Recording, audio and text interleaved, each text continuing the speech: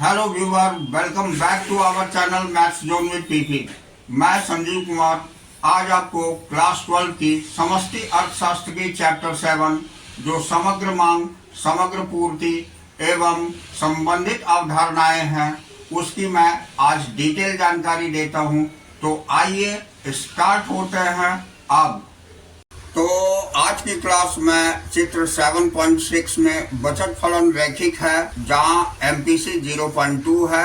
यहां से शुरू करते हैं जो यह बताता है कि हर बार जब आय में वृद्धि होती है तो इसका 20% भाग बचा लिया जाएगा।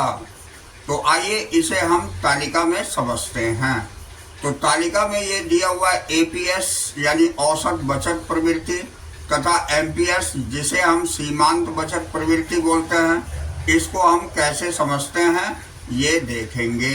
तो इस तालिका के अंतर्गत यहाँ हमें Y यानी कि आय दिया हुआ है, उसके बाद C उपभोग दिया हुआ है, S बचत दिया हुआ है और डेल्टा S जो बचत में परिवर्तन होती है ये दिया हुआ है और डेल्टा Y जो आय में परिवर्तन है इसकी कॉलम बनी हुई है। और यहाँ APS निकाला है बराबर S अपॉन Y होता है और MPS बराबर delta S upon delta Y होता है। इसकी कॉलम से हम सारी ज्ञात करेंगे। तो यहाँ देखिए, जब हमारी आय 0 होती है तो उपभोग 50 है और ये बचत -50 में चली जाएगी। इसके अलावा जितने भी पीछे के कॉलम है सारी ब्लैंक हो जाएगी यानी कि सारी कुछ भी नहीं होगी क्योंकि आय यहाँ 0 है। अब जब आय हमारी 50 होती है और उपभोग हमारा 75 होगा तो बचत हमारी माइनस में 25 हो जाएगी और डेल्टा S 25 हो जाएगा। यहाँ डेल्टा Y 50 है और APS यहाँ -25/50 यानी माइनस में 0.5 हो जाएगी और MPS हमारी 25/50 यानी 0.5 हो जाएगी। तीसरे कॉलम में जब आय हमारी 100 है और उपभोग हमारी यानी C हमारी 100 है तो S हमारी 0 हो जाएगी और डेल्टा S 25 है और डेल्टा Y 50 है तो ये 0/100 APS हो जाएगी जो कि 0 के बराबर हो जाएगी और MPS 25/100 हो जाएगी जो 0.5 हो जाएगी। ये हमें याद रखना है कि MPS हमेशा हर कंडीशन में ये बराबर आती है, ये 0.5 ही होगी जबकि APS में अंतर होता है। तो इस तरह हम देखते हैं जब हमारी आय 200 है तो उपभोग हमारी 150 है और बचत हमारी 50 हो जाती है और इसमें डेल्टा S हमारी 50 है और डेल्टा Y हमारी 100 है तो ये 50/200 हो करके APS 0.25 हो जाएगी और ये MPS 50/100 बराबर 0.5 हो जाएगी। इसी तरह ये सारे कॉलम आपको कंप्लीट किए गए हैं। अब हम इसकी महत्वपूर्ण अवधारणाएं देखेंगे। आइए हम महत्वपूर्ण अवधारणाएं देखते हैं। तो इसे हम इम्पोर्टेंट कंसेप्ट्स बोलते हैं।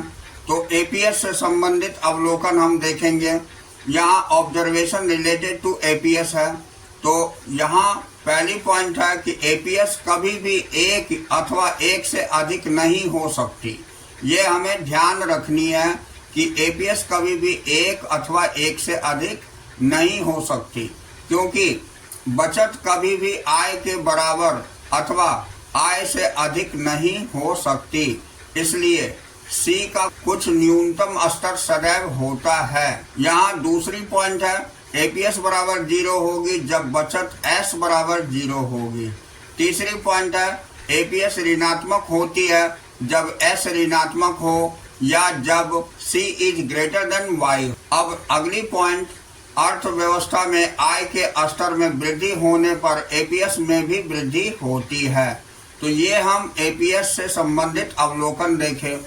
अब हम यहाँ MPS से संबंधित अवलोकन देखते हैं जिसे हम ऑब्जर्वेशन रिलेटेड टू MPS बोलते हैं। तो यहाँ पहली पॉइंट MPS बराबर हम जानते हैं delta S upon delta Y होती है और दूसरी पॉइंट MPS का मूल्य 0 से 1 के बीच में होता है जैसा कि हम ऊपर की तालिका में देखें, ये हमेशा 0.5 है हर कंडीशन में। अब आइए तीसरी पॉइंट, एमपीएस शून्य होगा यदि सारी अतिरिक्त आय का उपभोग किया जाता है, अर्थात डेल्टा एस अगर 0 होगी। अब अगली पॉइंट, एमपीएस 1 के समान होगा यदि सारी अतिरिक्त आय की बचत की जाए, अर्थात डेल्टा एस बराबर डेल्टा वाई हो तब। अब अगली पॉइंट है, एमपीएस बचत वक्र का ढलान है। और नेक्स्ट पॉइंट, यदि एमपीएस स्थिर है तो बचत वक्र रेखीय होगा, यानी एमपीएस जब भी अस्थिर होगी तो बचत वक्र जो है वो सीधी रेखा में होगी।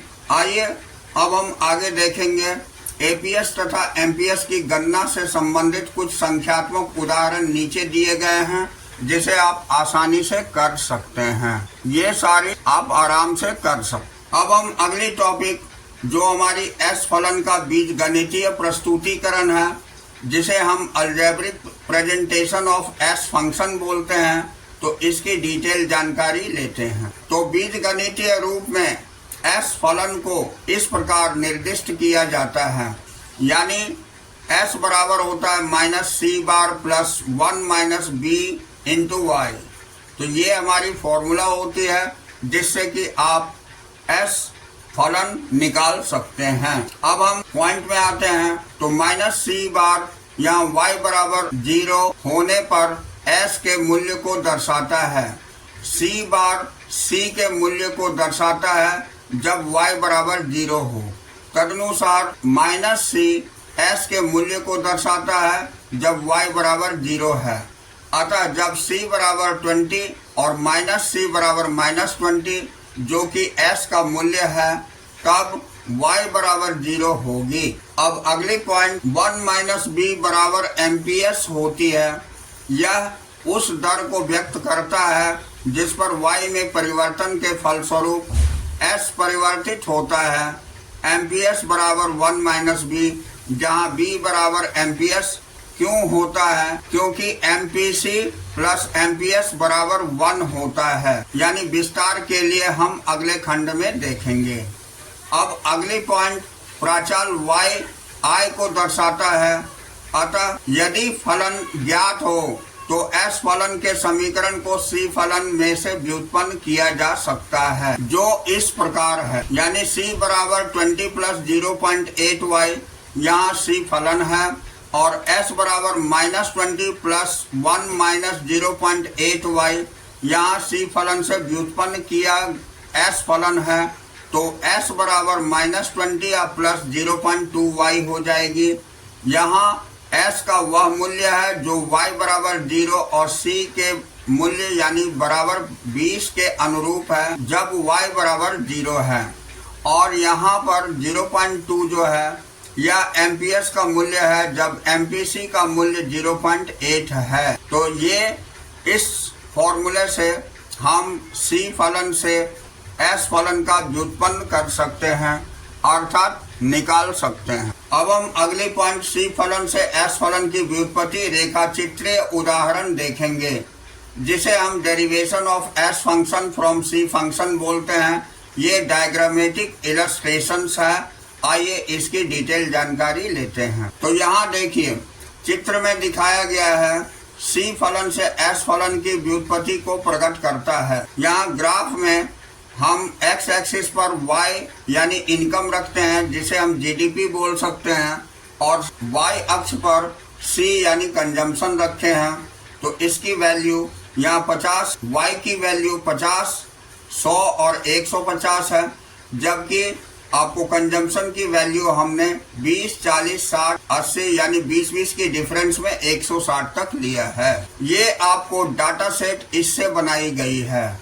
जब y हमारी 0 है तो c हमारी 20 है, और जब y हमारी 50 है तो c हमारी 60 है।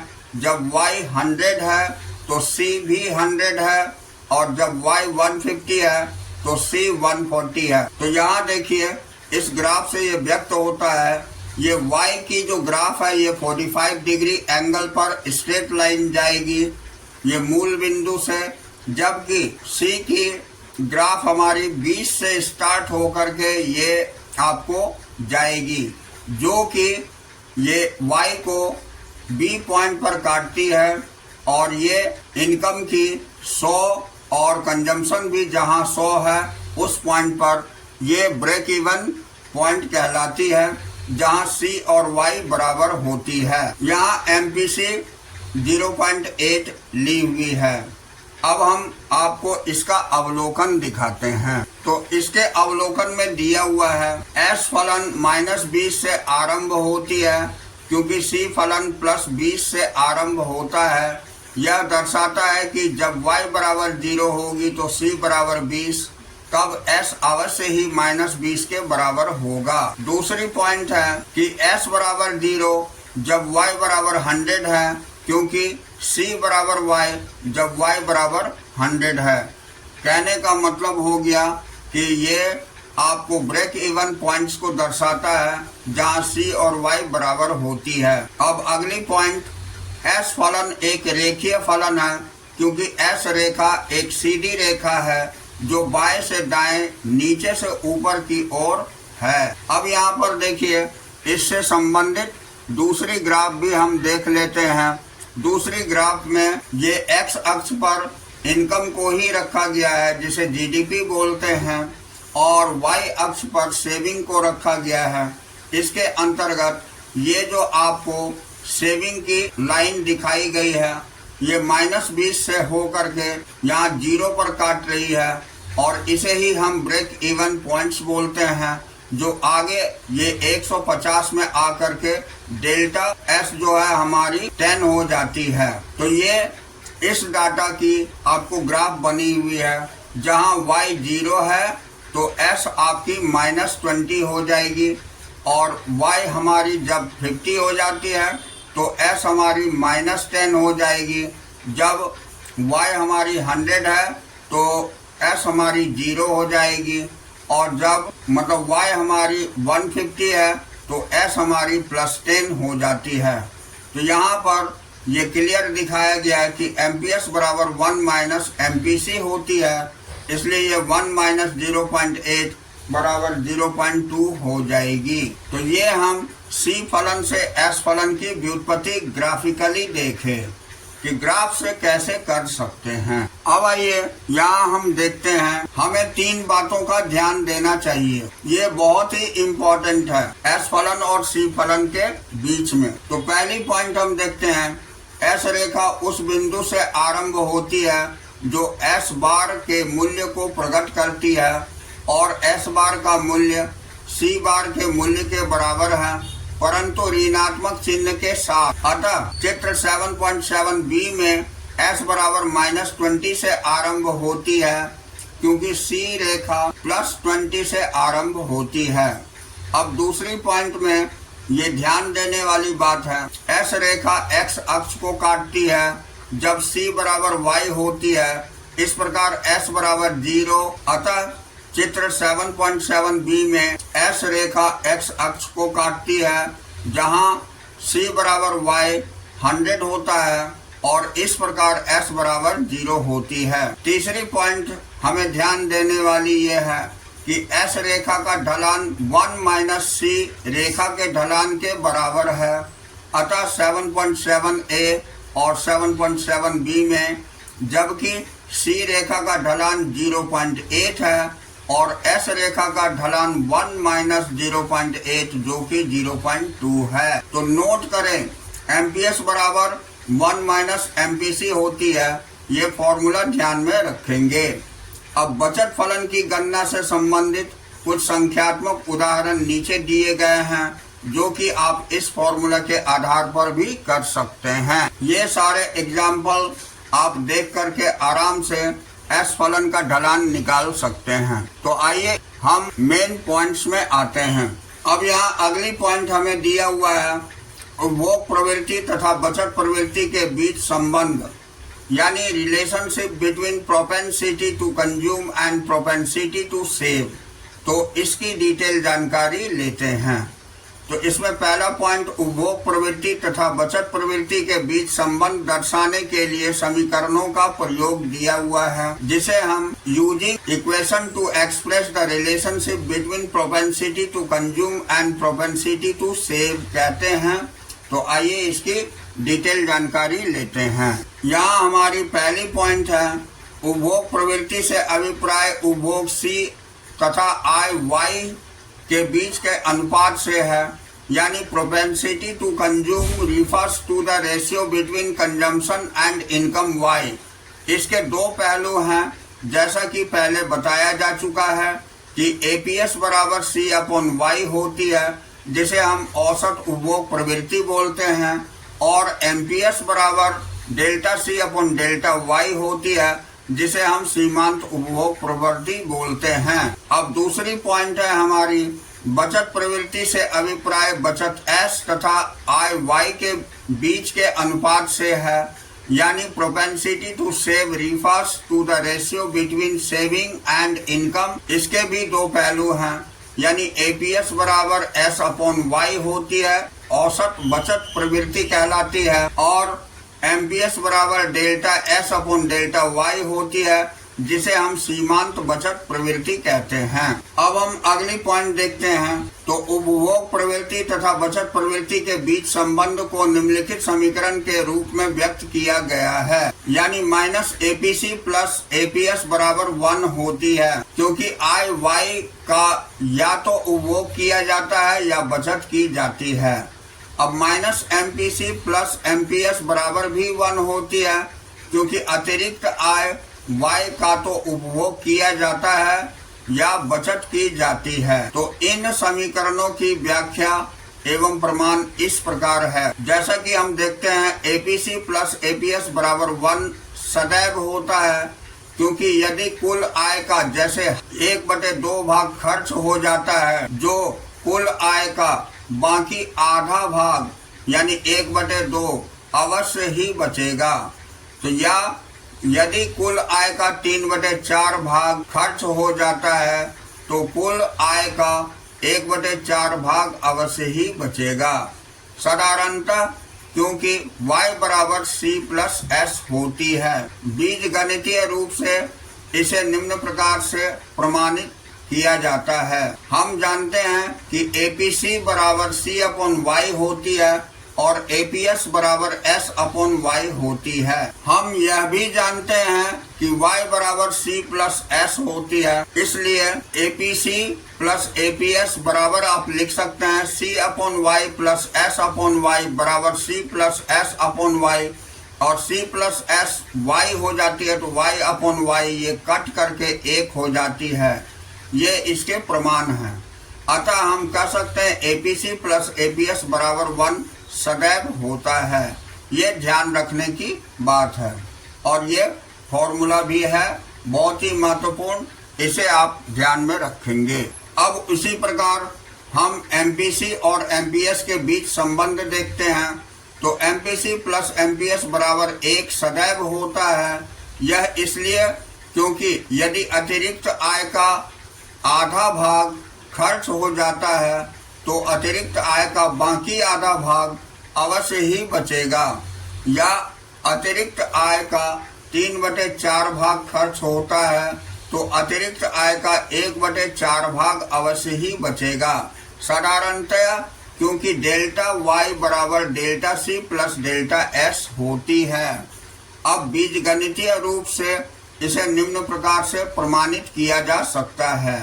हम जानते हैं MPC बराबर डेल्टा C/डेल्टा Y और MPS बराबर डेल्टा S/डेल्टा Y होती है।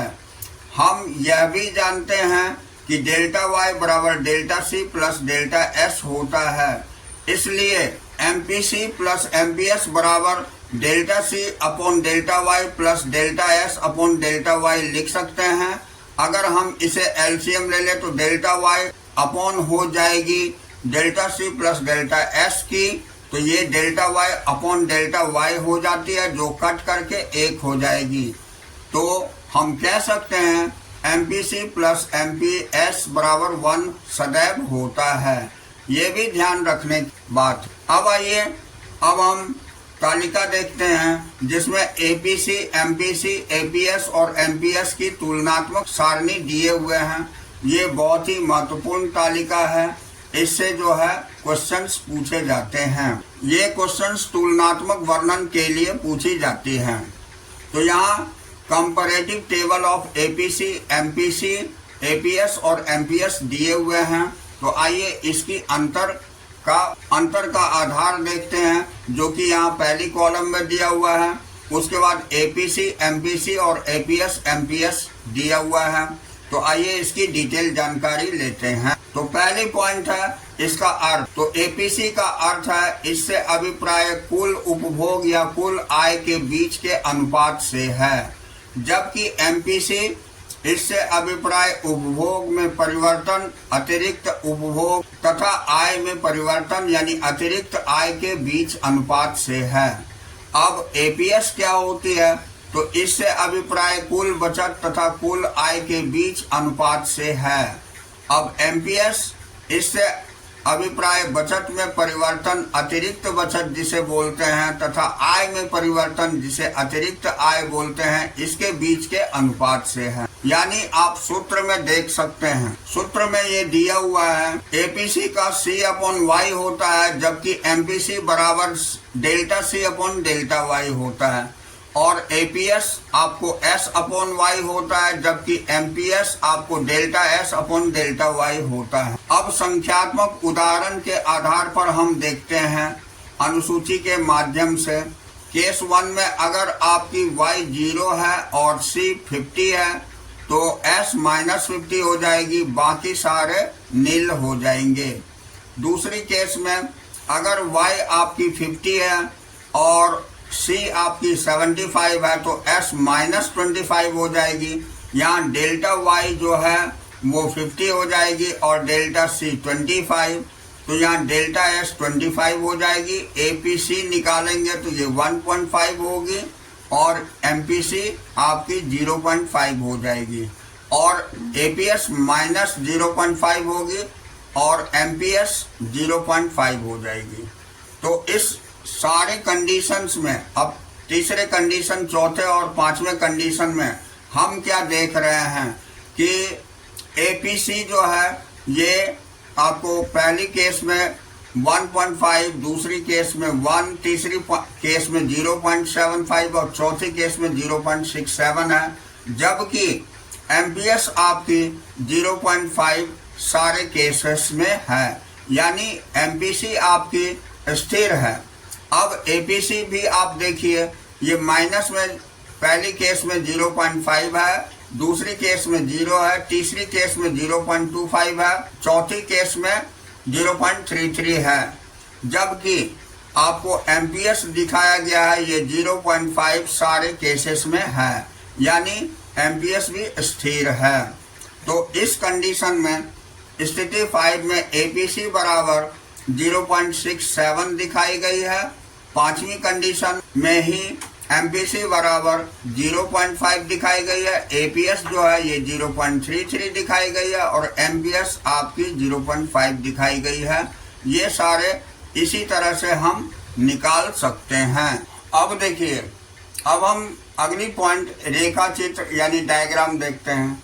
तो ये एपीसी बराबर C/Y होती है, बराबर यहाँ OB/OY2 है।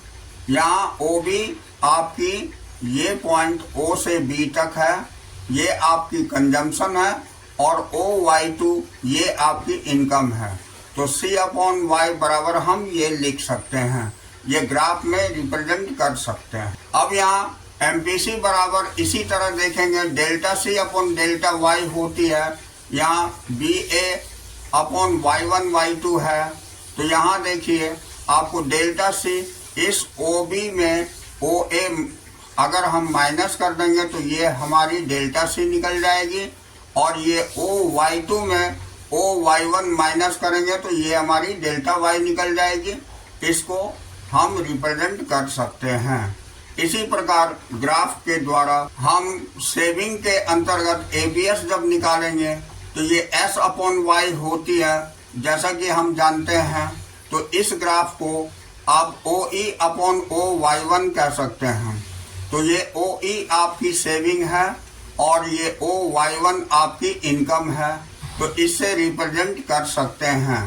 अब MPS बराबर delta S upon delta Y होती है, जो यहाँ ग्राफिकली ये डेल्टा S दिखाया गया है, जो FE के बराबर दिखाया गया है, और यहाँ डेल्टा Y Y1 Y2 के बीच का डिफरेंस दिखाया गया है। तो इस तरह हम ग्राफिकली रिप्रेजेंट भी कर सकते हैं। अब अगली पॉइंट हम देखते हैं मूल्य का विस्तार, जिसे हम रेंज ऑफ वैल्यू बोलते हैं। ये हमेशा ऋणात्मक होती है, तो इसका कारण नहीं है।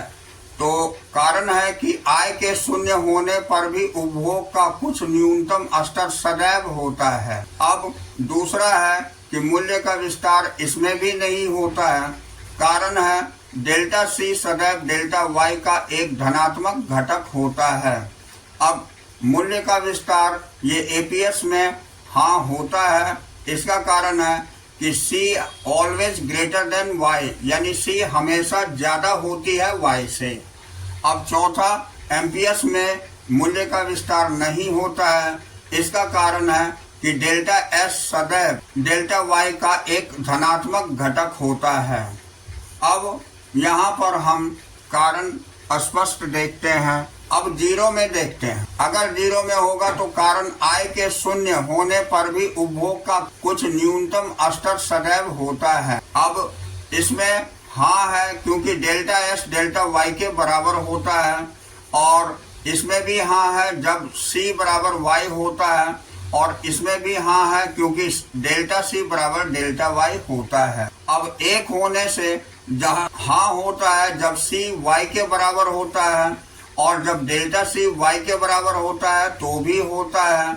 अब नहीं होता है क्योंकि कुल S कभी कुल Y के बराबर नहीं होता है, और यहाँ भी हाँ होता है जब डेल्टा S और डेल्टा Y बराबर होती है। अब ये ग्रेटर देन 1, तो ये पहली बात है कि C ग्रेटर देन Y होता है तो हाँ होगा, और यहाँ नहीं होगा क्योंकि डेल्टा C कभी भी डेल्टा Y से अधिक नहीं हो सकता, और यहाँ भी नहीं होगा क्योंकि सेविंग कभी भी Y से आय से अधिक नहीं हो सकती, और यहाँ भी नहीं होगा क्योंकि डेल्टा S कभी भी डेल्टा Y से अधिक नहीं हो सकता। इस तरह सारणी से हम सारी जानकारी प्राप्त किए। अब आगे देखते हैं। अब ये हम योग्यता खंड में आ जाते, तो यहाँ योग्यता खंड दिखाई गई है, एबिलिटी जोन। ये जानकारी पूरे चैप्टर की सार दी, इसलिए इसकी जानकारी हम लेते हैं। तो यहाँ S फलन और S वक्र से C फलन और C वक्र की व्युत्पत्ति होती है। ये रेखा चित्रीय उदाहरण से व्यक्त किया गया है, जहाँ C बराबर C बार प्लस BY होती है, और S बराबर minus C bar plus 1 minus BY होती है। ये दो फॉर्मूलास दिए हुए हैं, इसी से ये रिप्रेजेंट करी जाती है। तो नीचे दिया चित्र 7.8 में S फलन S वक्र से और C फलन C वक्र से व्युत्पत्ति की व्याख्या करता है। यहाँ हम देख सकते हैं इस ग्राफ में, यहाँ Y अक्ष पर आपको सेविंग रखी गई है, जबकि X अक्ष पर इनकम रखा गया है। तो ये हमारी ग्राफ S की जाती है, जहाँ S बराबर minus C bar plus 1 minus BY की ये रेखा जाती है। ये ग्राफिकल रिप्रेजेंटेशन है। अब वहीं B में ये S फंक्शन से निकाला गया है। अब हम B फंक्शन से देखते हैं। इस ग्राफ में स्पष्ट दिया हुआ है कि X अक्ष पर इनकम और Y अक्ष पर अगर कंजम्पशन रखते हैं तो ये Y यानी कि इनकम की रेखा बनाई गई है, जबकि ये आपको C की रेखा ड्रॉ करी गई है।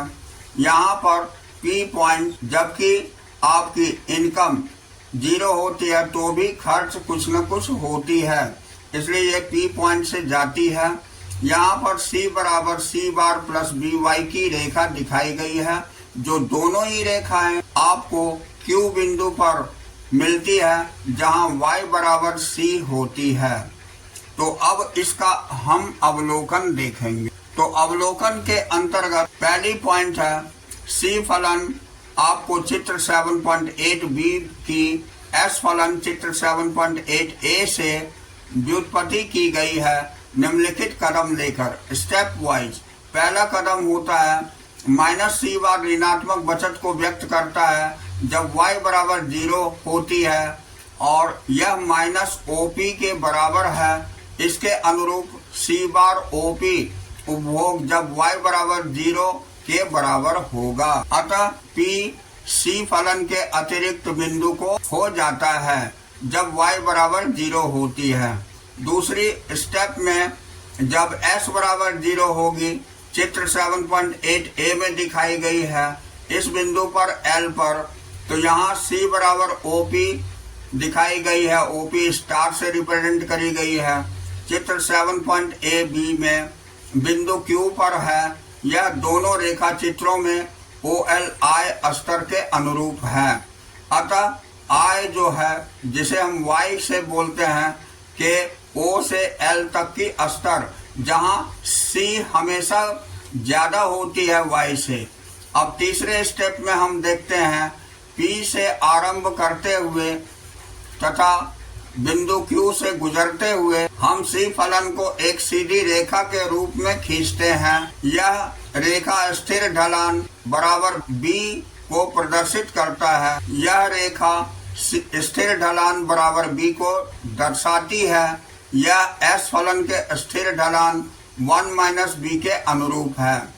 अब यहाँ ध्यान देने वाली बात यह है, इसे नोट किया जाए कि B बराबर 1 - B यानी कि ये 1 होती है, जहाँ B क्या है, C रेखा का ढलान है और 1 - B S रेखा ढलान है।